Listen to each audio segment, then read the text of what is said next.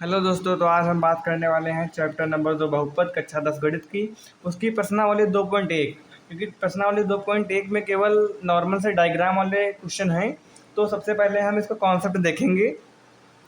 इसमें हमको क्वेश्चन में कह रहा है किसी बहुपद px के लिए y बराबर px का ग्राफ नीचे आकृति 2.1 में 10 में दिया गया है।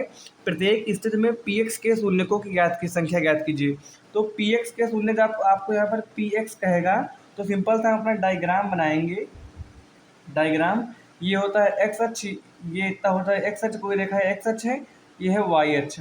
जो पी एक्स कह रहा है तो जो इस पर आकृति बनी होगी, जो इस पर डायग्राम बना होगा, वो जितनी बार एक्स एक्स वाली रेखा को टच करेगा उसके उतने शून्य होंगे। बस हमको यही करना है। जैसे कोई आपको डायग्राम ऐसे दिया है, ऐसे, तो एक्स वाले अक्ष को जितनी बार ये आकृति या डायग्राम टच करेगा उसके उसमें शून्य होंगे। तो 1 2 3 बार टच कर रहा है तो इसके शून्य हो जाएंगे 3।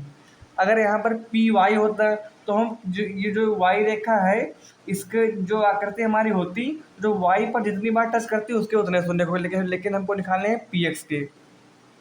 तो जैसा कि बुक में देख लीजिए आप लोग, ये आपको ऐसे 6 डायग्राम दिए हैं। तो हमने पहला बनाया है, इसमें है y बराबर पी एक्स। तो लिख देंगे पहले हम y बराबर पी एक्स के लिए, कि हम x अक्ष के लिए ले रहे हैं, इसलिए लिख देंगे y बराबर पी एक्स के लिए।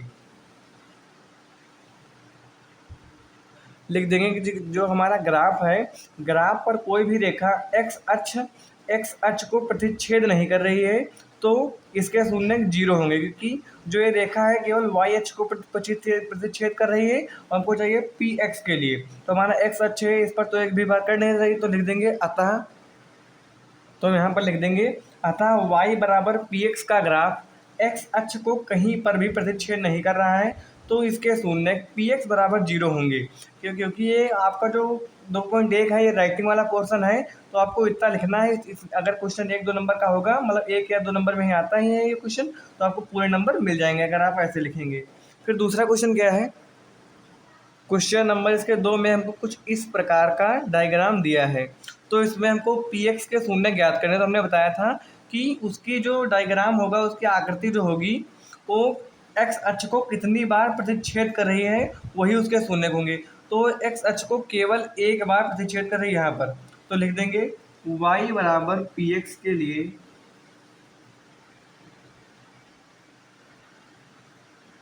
y बराबर पी एक्स के लिए हमको ऐसे ही सब में लिखना है। लिख देंगे y बराबर पी एक्स का ग्राफ एक्स अक्ष पर केवल एक स्थान पर प्रतिच्छेद कर रहा था, इसके शून्य पी एक्स बराबर 1 होगा। तो आपकी बुक में यहाँ पर दिया है पी एक्स। अगर आपसे मान लीजिए क्वेश्चन में पी एक्स जगह पर पी वाई कह दे, अगर आपसे कह दे पी वाई डैश, ये वाई होता है, ये होता है वाई डैश, मतलब ये होते हैं, इधर जो अवयव लिखे जाएंगे वाई अक्ष पर, ये होंगे धनात्मक, ये होंगे ऋणात्मक, इसीलिए इसको वाई डैश कहते हैं, इसको बोलते हैं एक्स डैश। तो अगर आपसे पेपर में कहते हैं पी वाई, तो आपको आपको कंफ्यूज नहीं होना। आपको जो वाई अक्ष पर जितनी बार प्रतिच्छेद करे तो आपको वाई अक्ष के लिखने हैं, एक्स अक्ष के नहीं। मतलब अगर आए वाई अक्ष का, आप एक्स अक्ष का उसमें भी कर दे तो गलत हो जाएगा। ठीक, अब चलिए इसके नंबर 3 4 5 जल्दी से देखे ले रहे हैं। तो बाकी क्वेश्चन को भी हम देखे ले रहे हैं। 3 4 5 6 हम सबका डायग्राम बना दिए हैं। तो आपको इसमें देखना क्या है, जैसे यहाँ पर है, यहाँ पर ये एक्स अक्ष को कितनी बार टच कर रहा है, प्रतिच्छेद कर रहा है, तो 1 2 3 बार। तो वही लिख देंगे कि पी एक्स के शून्य 3 है। क्वेश्चन नंबर 3 में हमने लिख दिया है कि अतः ग्राफ पी एक्स के लिए रेखा एक्स अक्ष पर 3 प्रतिच्छेद बिंदु हैं, कि 1 2 3 प्रतिच्छेद बिंदु हैं, तो इसके शून्य 3 होंगे। ठीक, तो लिख देंगे क्वेश्चन नंबर 4 में हमको एक ग्राफ दिखाई दे रहा है कि यू का आकार का बना है, तो एक एक्स अक्ष पर 2 बार प्रतिच्छेद करेगा, तो इसके शून्य 2 हो जाएंगे। इसी तरह अब ये 4 नंबर है, तो ये कितनी बार प्रतिच्छेद करेगा, देखिए 1 बार 2 बार, इससे कोई मतलब नहीं, वाई अक्ष पर है 3 बार 4 बार, तो इसके शून्य हो जाएंगे 4। अब अगर ऐसे भी लिखना चाहे अतः पी एक्स के ग्राफ के शून्य बराबर 4, ऐसे लिख दे, फिर भी आपको पूरे नंबर मिल जाएंगे। अब इसमें है क्वेश्चन नंबर 6 आखिरी वाला। तो इसमें जैसे कि है, तो कितनी बार कर रहा है आप लोग बताइए। यहाँ पर जैसे अगर आप देखेंगे तो ये 1 बार यहाँ पर कर रहा है, 1 बार यहाँ पर कर रहा है, कितनी बार, 2 बार। अब कुछ लोग यहाँ पर कर देंगे कि 1 बार, फिर ये नीचे 2 बार, ये 3 बार, 4 बार। लेकिन ये एक ही बार पूरा होगा, क्योंकि एक बार आया फिर ऊपर गया है, तो मतलब ये इसके शून्य 2 हो जाएंगे। यही आपका आंसर हो जाएगा। तो आपको ऐसे लिखना था, पी एक्स के शून्य बराबर 2। ठीक, ओके, थैंक यू फ्रेंड्स।